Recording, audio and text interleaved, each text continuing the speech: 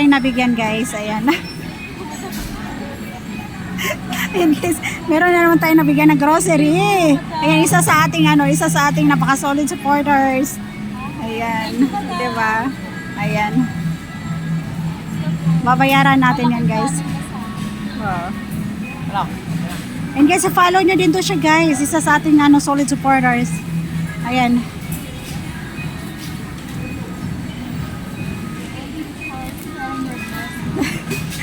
Ating yung mga guys, mga ayan, dahil mahilig sa mag-tutoria. Ayan, yung ating panghugas.